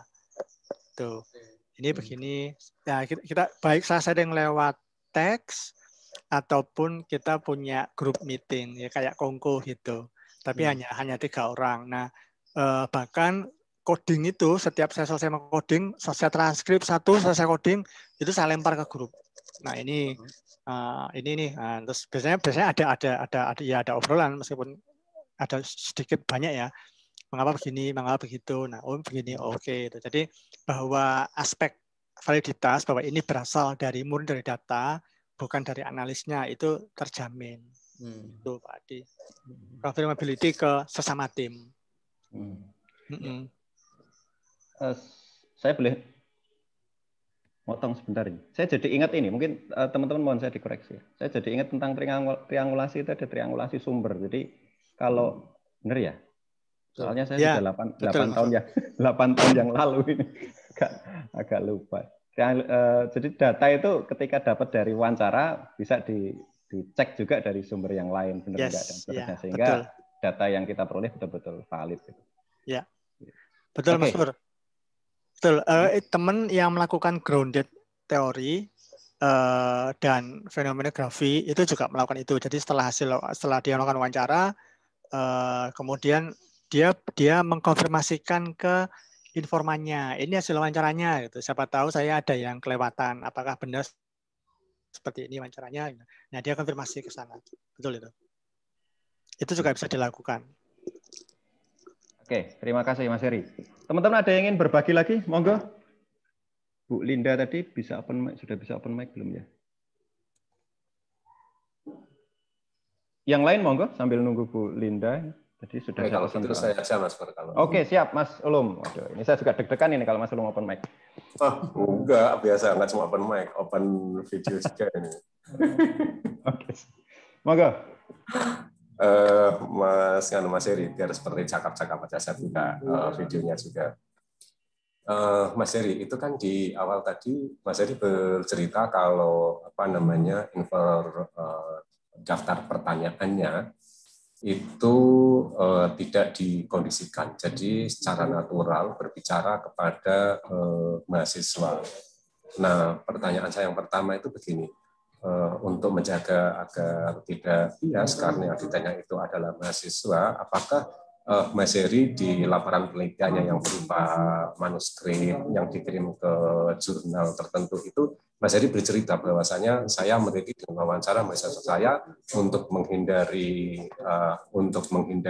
bias, saya melakukan ini bla bla bla dan seterusnya. Itu yang pertama Mas Heri. Kemudian yang kedua, apakah Mas Heri di dalam merancang pertanyaannya itu selalu mengacu kepada rumusan masalah di penelitian awal, di proposal awal itu, atau secara natural pula Mas Heri tidak usah menyinggung seperti itu, tetapi nanti ketika mahasiswa sudah katakan berbicara kesana kemari, katakan baru menyampaikan pertanyaan seperti dalam rumusan masalah di dalam penelitian. Itu Mas Heri. Terima kasih. Ya Pak Ulum. Apakah di artikel juga saya cantumkan ini ya validasinya, begitu ya Pak Ulum ya? Iya, ya Mas Adi. Ya. Nah, kebetulan di penelitian ini saya tidak berperan sebagai interviewer. Mengapa? Karena saat interview pertama itu saya merasa mahasiswa ini agak kurang terbuka gitu. Agak kurang terbuka. Terus di akhir wawancara saya tanya, kira-kira adakah yang bisa saya wawancari lagi gitu.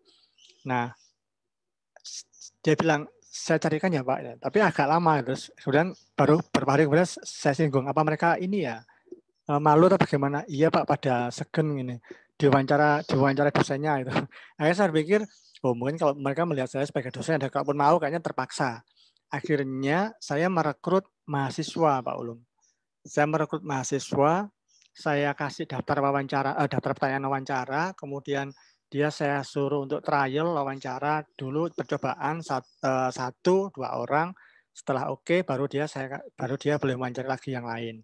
Nah, proses itu saya ceritakan dalam artikel bahwa dalam penelitian ini saya yang berperan sebagai interviewer adalah mahasiswa sendiri dengan pertimbangan tadi yang saya ceritakan itu gitu. Jadi di sini saya tidak punya intervensi atau mengarahkan jawaban mahasiswa. Tapi saya hanya menganalisis data itu. Nah, data itu memang kita ceritakan juga ini dilakukan oleh beberapa orang itu gitu Pak Ulum.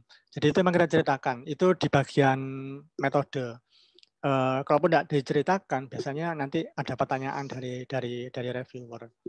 Terus pertanyaan kedua tadi tentang rumusan masalah ya Pak Ulum ya. Rumusan masalah itu sangat vital untuk ditentukan di awal. Karena nanti ini akan meng-guide kita untuk membreakdown dalam bentuk pertanyaan wawancara gitu. Contoh misalnya pertanyaan saya penelitian ini adalah bagaimana pengalaman mahasiswa saat study from home gitu. Nah, maka kalau sudah jelas pertanyaan itu ya saya tanya kemudian pertanyaan saya ya bagaimana pengalamannya, kemudian kesulitan yang dihadapi apa, terus kemudian bagaimana cara mengatasi kesulitan itu. Karena saya menggunakan semi-structure interview, saya tidak perlu pertanyaan yang rigid, yang terlalu detail. Saya hanya ngasih 3 pertanyaan itu aja. Nanti dari jawaban mereka, dari respon mereka menjawab ini, menjawab itu, saya punya yang namanya follow up questions. Jadi saya memperdalam dari apa yang sudah mereka sampaikan. Contoh misalnya, dia bilang, saya di awal kesulitan Pak. Sekarang sih saya tidak masalah dengan kuliah online, tapi di awal saya kesulitan dengan hal-hal yang berbau teknis. Titik. Nah, saya tanya kemudian, saya follow up, bisa cerita kesulitannya seperti apa? Gitu. Ya, saya cara tadi yang di teks tadi ya. Ya untuk connect-nya begitu. Saya tidak tahu bagaimana cara bergabung. Katanya saya pakai handphone. Saya pakai handphone saya nggak bisa. Akhirnya saya pakai laptop. Nah, kayak gitu. Nah, jadi semi-structure itu kita menggantungkan kepada respon dari informan. Tapi memang benar bahwa satu yang perlu kita punya itu adalah rumusan masalah. Ini harus fix kita. Itu Pak. Kalau judul itu malah yang bisa berganti-ganti, tapi temanya jangan ganti. Judul bisa ganti, tapi rumusan masalah itu yang biasanya akan meng-guide kita dalam membuat daftar pertanyaan wawancara. Gitu Pak Ulum. Kira-kira ya. Terjawab tidak Pak Ulum? Oke, makasih Mas Heri. Sudah ya. Oke, Mas Ulum. Terima kasih juga Mas Heri. Teman-teman yang lain, ada yang ingin open mic sebelum kita, ini sudah hampir jam 12 ini. Sebelum kita akhiri itu. Bu Linda tadi sudah, jadi Bu Linda ini menarik penelitiannya tentang arsitek, tapi beliau pakai, seingat saya kualitatif dan pakai NVivo. Bu Linda, halo Bu Linda. Oh mungkin ada, ini masih ada kepentingan. Baik teman-teman yang lain, monggo yang ingin menyampaikan sesuatu, menambahkan atau mumpung masih ada waktu sebentar ini. Adakah? Halo Mas Pur. Oh, halo. Oh, Pak Nurdin. Monggo silakan Pak Nurdin. Wah, terima kasih ini sudah berkenan bergabung. Monggo, Pak. Iya. Ini kayaknya Pak Nurdin kualitatif juga nih dulu. Iya, disertasinya. Ya, teman-teman. Maaf karena tadi sebentar, Pak. Saya telat, jadi sudah selesai presentasinya dan setelah tanya jawab baru saya bisa bergabung karena saya anggap ini penting sekali kayaknya ini. Temanya menarik sekali. Ya, saya melihat bahwa coding ya ternyata dengan mungkin kita memanfaatkan berbagai aplikasi, salah satunya misalnya NVivo itu akan sangat memudahkan kita ya. Makanya saya ingin lihat seperti apa cara kerja NVivo itu. Dan tadi sudah saya bisa mengikuti sedikit ya, karena memang juga saya belum menggunakan aplikasi dulu waktu 2013 saya meneliti nggak pakai aplikasi-aplikasian gitu. Aplikasinya ya aplikasi manual gitu di otak gitu sendiri dipeta-petakan gitu.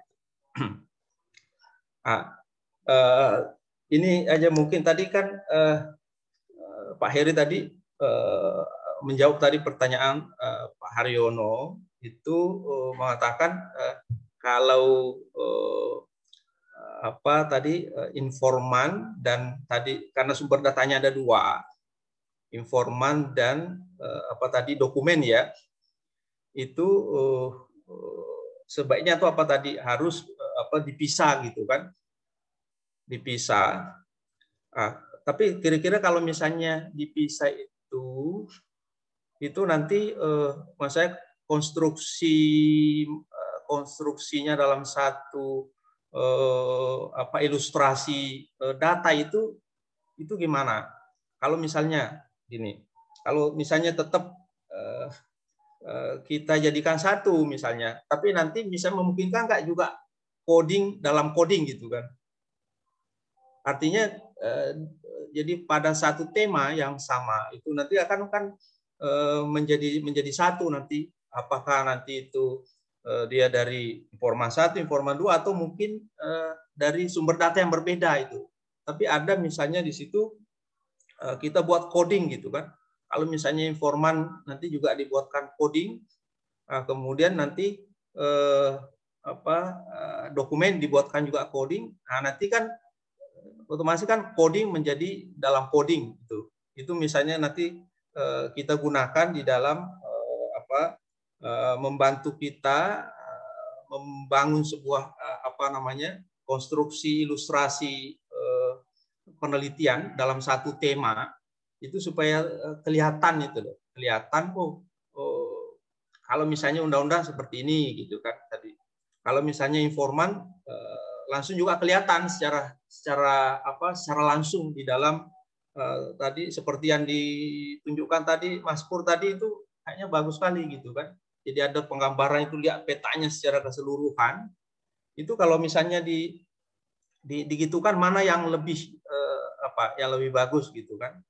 Atau memungkinkan nggak misalnya dengan menggunakan aplikasi Vivo tadi itu digabungkan semua sumber data ya, karena mungkin kan dalam aplikasi itu juga kan setiap informan, misalnya katakanlah kita punya 6 informan, itu kan akan muncul dalam satu konstruksi ilustrasi atau dalam satu peta yang terhubung ya, terkait misalnya pada tema yang sama, dia akan muncul misalnya ada berapa yang merespon dengan dengan meaning yang sama itu.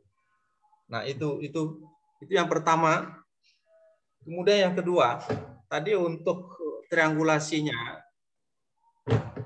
masih bisa Mas Pur? Oke, monggo Pak, silakan Pak. Satu lagi ya Pak. Jadi ya, yang untuk terkait dengan triangulasi itu tadi kan, kalau triangulasi kan dalam konsep kan dikenal ada ada 3 kan, triangulasi sumber, triangulasi teknik, kemudian triangulasi triangulasi waktu ya. Nah, kalau misalnya validasinya melalui triangulasi sumber itu kan ya tentu dengan sumber-sumber, katakan misalnya ada 6 informan sebagai sumber gitu kan, sebagai informan itu, maka kan tentu di dalam pengkodean nanti itu kan akan muncul kelihatan di situ misalnya kan, informan 1 responnya kalau misalnya tentang tema ini seperti ini, akan kelihatan di situ perbedaan dan persamaannya, dan secara otomatis juga nanti kan akan kelihatan misalnya tadi latar belakang setiap informan itu kita akan bisa melihat karena dia dari misalnya katakanlah dia dari kota gitu kan, kemudian dia responnya begini, kemudian dia dari kampung, dia ternyata hasilnya begini, atau mungkin nanti latar belakang gendernya juga bisa kelihatan, kemudian latar belakang umurnya juga kemudian nanti akan bisa kelihatan. Kan itu kalau misalnya dengan triangulasi sumber. Tapi pertanyaan saya tadi misalnya dengan model menggunakan asesor itu dari luar, itu seperti apa? Itu untuk validasinya gitu kan. Saya kira itu Mas Pur, maaf ya. Oke, terima kasih Pak Nurdin. Jadi kalau yang teknisnya di NVivo dari yang disampaikan Pak Nurdin tadi itu saya ada bayangan dan mestinya bisa gitu. Tapi terkait pertanyaan terakhir tadi mungkin Mas Heri yang bisa memberi ini ya jawaban. Monggo Mas Heri. Mantap itu idenya dari Pak Nurdin. Bisa dibuat coding, Mas Bro. Coding dalam coding. Tadi kan ada code dan ada beberapa node tadi kan, Mas Bro ya. Mungkin logikanya seperti itu. Bisa dibuat. Nah, bisa juga seperti itu, Pak. Dan kemudian yang untuk menjaga validitas. Kalau istilah triangulasi mungkin saya mau dikoreksi kalau ini keliru. Triangulasi itu memang lebih identik dengan penelitian kuantitatif. Nah, padahal dalam kualitatif juga diperlukan untuk menunjukkan tentang validitas penelitiannya, baik data yang diperoleh, kemudian dari hasil analisisnya dan lain sebagainya. Nah, saya ini waktu saya kemarin penelitian, saya menggunakan teknik yang dikenalkan sama Lincoln Gubai itu, Pak Nurdin. Jadi ini mungkin kelihatan di sini. Ini websitenya. Nanti akan saya share di komen. Nah, dia ada evaluatif kriteria di sini untuk memperlihatkan trustworthiness ya, kejujuran kita juga dan kejujuran peneliti tentang hasil penelitiannya. Nah, ini ada 4 tentang credibility, transferability, dan confirmability. Nah, di sini. Nah, ini ada penjelasan masing-masing. Apa ini credibility ini bagaimana melakukannya, transferability bagaimana melakukannya dan lain sebagainya. Nah, ini untuk penelitian yang sekompleks S3 ini memang perlu kita ceritakan satu persatu. Tapi untuk penelitian kecil seperti yang saya lakukan bersama teman-teman di Prodi, ini saya hanya mengambil yang confirmability gitu.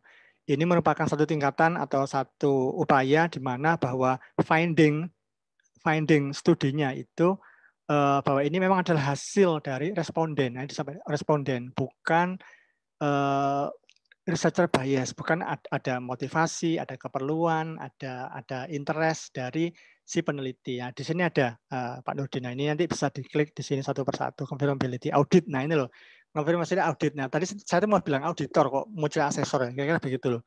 Nah, ini ada external audit namanya Pak Nurdin. Nah, ini yang perlu untuk melihat, yang perlu untuk mengaudit data yang kita temukan, tema yang kita tentukan itu sejauh mana itu terlepas dari bias. Nah, ini yang saya menggunakan caranya dari Lincoln Gubai ini. Saya kira begitu. Saya. Oke. Terima kasih, Mas Heri. Ini karena waktu juga kita harus akhiri, tetapi satu hal yang kita pelajari kita diskusikan di pagi hari ini, baik secara teknis maupun lebih detail, lebih mengarah ke konsep, dan terima kasih sekali Mas Heri sudah berbagi terkait penelitian yang pernah dilakukan dan akan dilakukan, saya kira, dan juga yang akan dilakukan, saya kira, terkait dengan berbagai hal. Dan Mas Heri ini dosen ilmu perpustakaan di Universitas Diponegoro.